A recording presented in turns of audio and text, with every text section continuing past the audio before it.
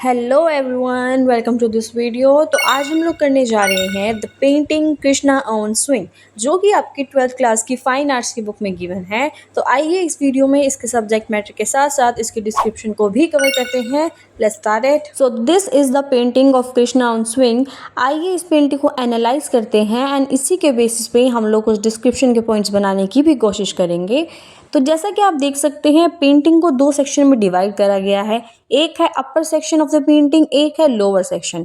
अपर section में अगर आप देखो तो कृष्णा जी झूले पे झूलते हुए दिखाई दे रहे हैं एंड उनके सामने गोपी बैठी हुई है। अब वहाँ पे गोपी क्यों है, राधा क्यों नहीं है, इसकी एक बैक स्टोरी है जो कि हम आगे जाके डिस्क्रिप्शन में पढ़ेंगे।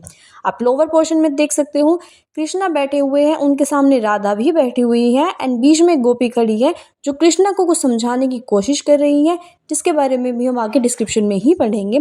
आप देख सकते हो कृष्णा ने एक क्राउन पहना हुआ है, उनके गले में एक माला है एंड अपर सेक्शन में कृष्णा बैठे हुए हैं, वहाँ पे उन्होंने ऑरेंज कलर की धोती पहनी हुई है। वहीं पे लोअर सेक्शन में उन्होंने येलो कलर की धोती पहनी हुई है। राधा भी पूरी वेल ऑर्नामेंटेड यहाँ पे दिखाई गई है। जो कलर्स है वो यहाँ पे फ्लैट कलर का यूज किया गया है। तो चलिए आगे चलते हैं। The name of the painting हमें पता है इस कृष्णा ऑन स्विंग। आर्टिस्ट का नाम है नूरुद्दीन। सब स्कूल है Bikaner Rajasthan. Medium is water colour on paper tempera. Period है 1683 AD। Size is 20x14 centimetre and the collection is the national museum new Delhi. तो आइए अब हम लोग चलते हैं सब्जेक्ट मैटर की तरफ। This painting miniature painted by Nooruddin is based on the Rasik Priya poetry of Keshav Das. ये पेंटिंग रासिक प्रिया पोइट्री के ऊपर बेस्ड है। एक दिन कृष्णा जी अपने साथ राधा जी को ना ले जाकर के बल्कि गोपी को ले गए थे झूला झूलने के लिए। उनके इस बिहेवियर को देख करके राधा जो थी वो थोड़ी नाराज हो गई, कृष्णा जी से ऑफेंड हो गई थी एंड उनको ये चीज़ अच्छी नहीं लगी कि उनके और कृष्णा जी के बीच में कोई तीसरा इंसान आए, इसलिए वो उनसे नाराज होकर के वहां से चली गई थी। क्योंकि राधा जी कृष्णा जी से बेहद प्रेम करती है और उन्हें ये चीज़ बिल्कुल भी अच्छी नहीं लगी कि उनके और कृष्णा जी के बीच में कोई तीसरा सदस्य आए। तो चलिए इसके डिस्क्रिप्शन को करते हैं। The painting is divided into 2 part. जैसा कि हमें पता है पेंटिंग को 2 हिस्सों में बांटा गया है। अपर सेक्शन में आप देख सकते हो कृष्णा जी बैठे हुए हैं झूले के ऊपर और वो एक गोपी के साथ बैठे हुए हैं, वहाँ पे राधा मैया नहीं है।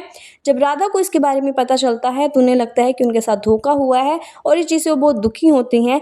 फिर जब कृष्णा जी को इसके बारे में पता लगता है कि राधा जी को पता चल चुका है तो वो उनके पीछे पीछे कंट्री साइड में जाने लगे राधा मैया को मनाने के लिए।